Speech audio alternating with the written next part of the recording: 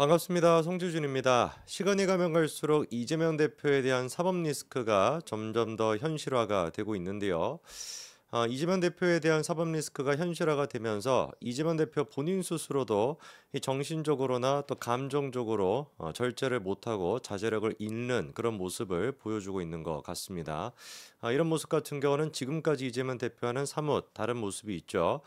그래도 이재명 대표가 이 소시오패스 아닌가, 뭐 사이코패스 아닌가 싶을 정도로 온갖 범죄 혐의를 통해서 압박감을 받고 있음에도 불구하고 눈 하나 깜짝하지 않는 뭐 그런 모습을 보였던 게 이재명 아니었나요?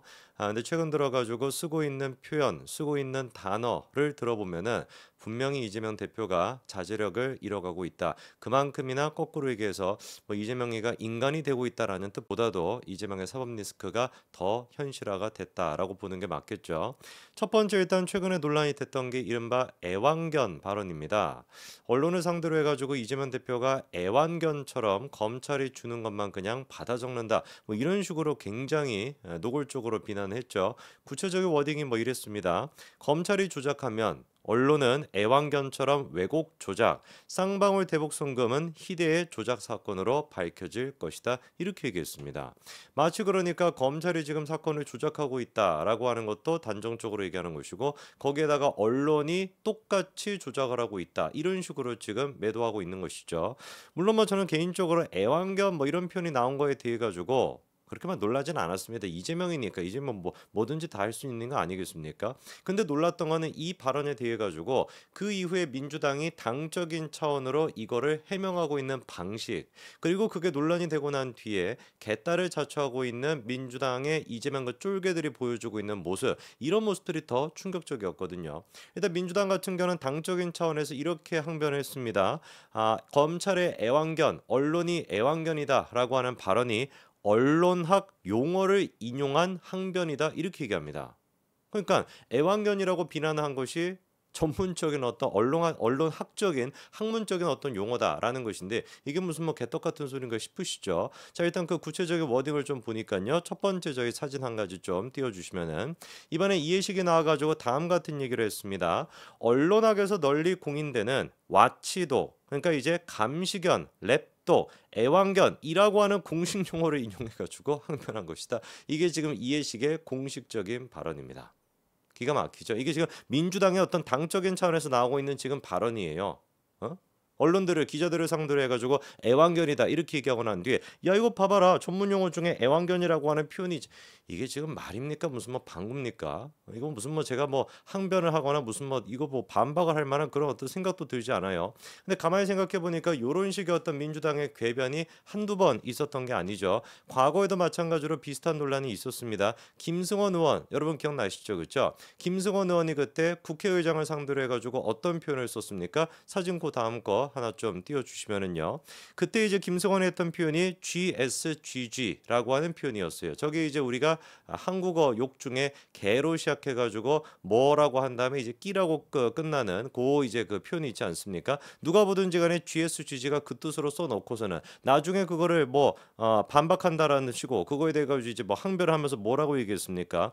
이게 뭐 거버너는 국민의 일반 의지에 충실히 봉사할 의무가 있다. 이거를 무슨 뭐 추격해가지고 GSGG다 이런 식으로 얘기했는데 이게 진짜 이게 민주당의 이게 수준이 말이나 되는 얘기겠습니까? 저는 살다 살다가 GSGG라고 하는 그 축약어도 처음 들어봤고 그거를 무슨 뭐 일반 의지 뭐 어쩌고저쩌고 이런 얘기하는 것도 처음 들어봤습니다.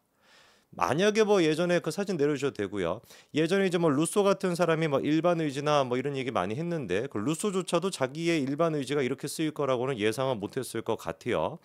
그래서 지금 민주당이 보여주고 있는 이 반응이 뭐 지금까지 보여줬던 것처럼 궤변의 궤변 또 궤변을 보여주고 있는 모습인데 더 놀라운 것이 이거에 대해 가지고 개딸 대표적인 어떤 국회의원들이 나와가지고 뭐라고 또 항의를 하고 있냐? 양문석이라고 하는 사람 여러분 기억나시죠? 한창 이제 그 노무현 전 대통령에 대해서 입에 담을 수도 없는 표현들을 해서 논란이 됐고 그런 논란이 있었음에도 불구하고 국회의원까지 당선이 됐던 인물인데 맨날 뭐 하는 얘기가 조선일보 뭐 폐간시키겠다, 뭐 TV조선 뭐 방송 뭐 종료시키겠다, 뭐 이런 얘기나 하는 사람 아니겠습니까? 이번에도 이재명의 이 애완견에 대한 발언에 대해 가지고 양문석이 다음과 같이 또 얘기를 했습니다. 사진 한 가지 좀 띄워주시면은요. 민주당의 이재명 대표가 조선일보사와 조선일보 사류의 자칭 언론을 향해 검찰의 애완견이라고 했다는데 애완견에 대한 지독한 모독이다. 언론에 대해 가지고 애완견이라고 표현했는데 그 발언 자체가 문제가 없는 것뿐만 아니라 애완견이라고 하는 표현으로도 부족하다라는 것이죠. 언론들을 공격하고 비난하는 데는. 그러면서 또 하는 얘기가 그냥 보통 명사가 된 기레기라고 하시지 왜 그렇게 격조 높게 애완견이라고 비난을 해서 뭐 받지도 모를 일을 앞으로 그냥 기레기라고 하시면 될 것 같다. 그냥 뭐하러 그냥 기레기라고 하면 되는 것이지 애완견 같이 격조 높은 표현을 써가지고 받지도 않을 그런 비난을 갖다가 이 말이 좀 이상하게 얘기하네 얘는. 비난을 받는지 모를 일 뭐 이렇게 좀 뭐 물결 같은 것도 써놔가지고 특유의 뭐 약간 좀 뭐 할아버지 같은 워딩인지 뭔지는 모르겠지만 뭐 이런 표현을 지금 하고 있는 거예요. 그러니까 앞으로 우리 그 양문석 같은 경우는 그냥 뭐라고 불러주면 되는 겁니까? 사람 취급 안 하면 되는 것이죠. 애완견이라고 하는 것이 격조 높은 표현이다 이렇게 지금 얘기하고 있으니까 그 격조에 맞게끔 양문석의 수준에 맞게끔 양문석도 우리가 그냥 앞으로 애완견 이렇게 부르면 되는 거 아니겠어요? 그냥 개로 그냥 부르면 되겠네요. 그러니까 이게 말이라고 하는 소리겠습니까?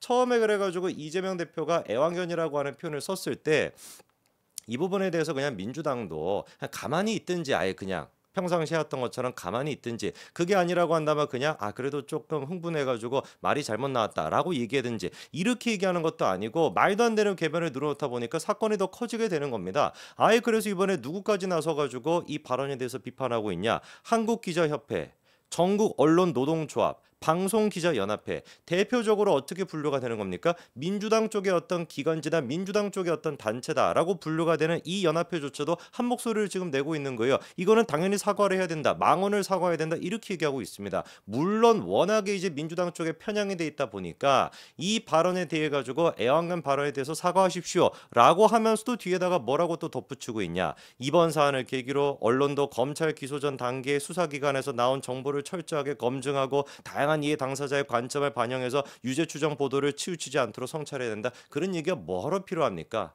이재명의 지금 애완견에 대해 가지고 비판하는 성명을 내면서 무슨 뭐 검찰에 뭐 어쩌고 저쩌고 검증 어쩌고 저쩌고 그런 얘기가 뭐하러 필요합니까? 그만큼이나 썩어 빠진 단체들인데 그 썩어 빠진 단체들이 보기에도 이재명이 이런 식의 어떤 행동, 민주당의 그거에 대한 궤변은 어떻다라는 거에 썩은 내가 진동을 한다라는 것이죠. 이건 뭐 어떻게 해서든 간에 뭐 설명이 안 되는 겁니다. 저는 이번에 이재명 대표의 애완견에 대한 발언을 보면서 어떤 생각이 들었냐면은 한마디로 일단 얘기해서 이재명 대표 본인 스스로가 개인적으로 자제력을 잃고 있구나. 이게 일단 느껴졌습니다. 지금까지 보여줬던 그냥 뭐 씹고 가는 게 대부분의 이재명의 모습이었잖아요. 기자들이 뭐 질문하건 뭐 말건 상관않고 그냥 지나가 버리는 게 그게 이재명의 모습이었는데 굳이 시간까지 자기가 할애해가지고 얘기를 하면서 애완견이라고 하는 이런 절제력을 잃은 그런 표현을 왜 쓸까? 그만큼이나 지금 이재명의 심리 상태나 어떤 상황 자체가 좋지 않다라는 거겠죠. 특히나 눈에 띄는 게 이번에 그 얘기를 했던 거는 이재명 본인 스스로가 이화영 재판에 대해 가지고 무슨 뭐 재판을 받거나 그거에 대한 증인으로 나가가지고 그래가지고 얘기한 게 아닙니다. 애당초 뭐에 대한 재판을 받으러 갔던 거였어요? 위증교사에 대한 재판을 받으러 가면서 위증교사에 대한 재판과 선거법에 대한 재판을 받으러 가면서 갑작스럽게 자기가 법원 앞에서 돌연 6분 동안 입장을 밝혔던 거거든요. 그 6분 동안 입장을 밝히는 것 같은 경우도 A4 용지까지 따로 준비해가지고 밝힐 정도로 그런 식으로 했던 것인데 그 표현 중에서도 뭐가 들어갔던 거예요? 애완견이라고 하는 급작스러운 표현이 들어갔던 겁니다.